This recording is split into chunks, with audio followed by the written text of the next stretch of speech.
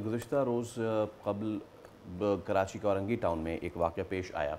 डकैत थे, वो चोरी करने आए थे और मज़ाहमत हुई और उन्होंने गोली मार दी एक शख्स को और फिर वहाँ के लोगों ने पकड़ के तशद्दुद किया और फिर ज़िंदा जला दिया।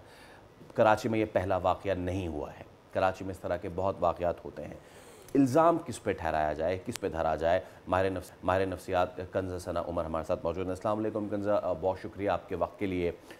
मारा पीटा सब कुछ किया, फिर भी दिल नहीं भरा और उसके बाद उसको आग लगा दी।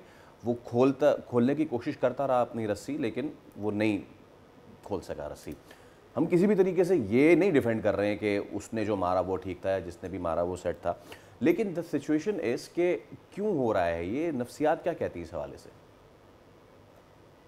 देखिए, फोरेंसिक साइकोलॉजी के एस्पेक्ट्स अगर हम इसको देखते हैं तो आप एक ऐसे मुआशरे, एक ऐसे खासतौर पे कराची के लिहाज से अगर हम देखें तो आप एक ऐसी जगह की बात कर रहे हैं जहाँ पर जस्टिस सिस्टम नहीं है, ठीक है, इंसाफ नहीं है। लोग अपने हाथ में इंसाफ लेना जो है वो शुरू कर चुके हैं। इसको हम विजिलेंटिज्म कहते हैं, यानी कि अब ये समझता है कि इंसाफ नहीं मिलेगा, पुलिस कभी बॉन्ड नहीं करेगी और अगर कर भी देगी तो उसका इतना फर्क, डाकू अपना, जो इस तरह के लोग होते हैं, क्रिमिनल्स होते हैं, वो अपना काम कर पा रहे हैं लेकिन उनको कोई कॉन्सिक्वेंसेस बर्दाश्त नहीं कर रहे।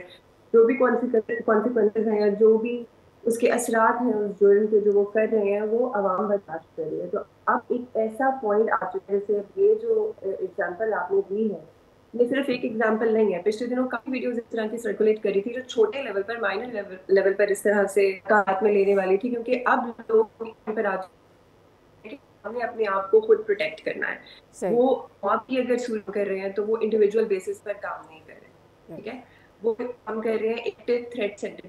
तो अब यहाँ पर जो हरकत या जो काम हुआ है उस डाकू को बेस आई थिंक इसका एक्शन और रिएक्शन भी बहुत ह्यूज है। जैसे ही कोई डकैती मज़ाहमत करता है उसको मार दिया जाता है उस शख्स को। तो मेरे ख्याल में वो एक नफरत का एलिमेंट भी है कि अगला बंदा मज़ाहमत करेगा, आप उसे जान से मार देंगे। तो फिर जब वो कोई हाथ आ जाता है तो फिर वो उसको जला दिया या गोली मार दी या कुछ भी इस तरह से।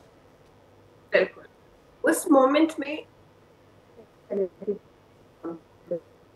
वहाँ एक डाकू था और काफी पूरा मॉब था। उन्होंने एक फर्स्ट तो लेना ही है और नहीं ले रहे थे जो डाकू ने किया। तो उस पूरी फ्रस्ट्रेशन जो उनके अंदर कितने सालों से भर गई थी, वो सारी फ्रस्ट्रेशन इकट्ठी निकाली। कभी इंसाफ हुआ ही नहीं, तो कभी किसी ने आगे नहीं किया हेल्प करने के लिए।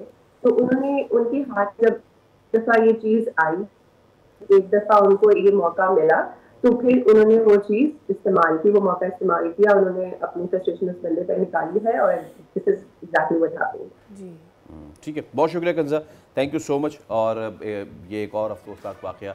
मुख्य इशूज़ हैं, मुख्तलिफ इशूज़ हैं।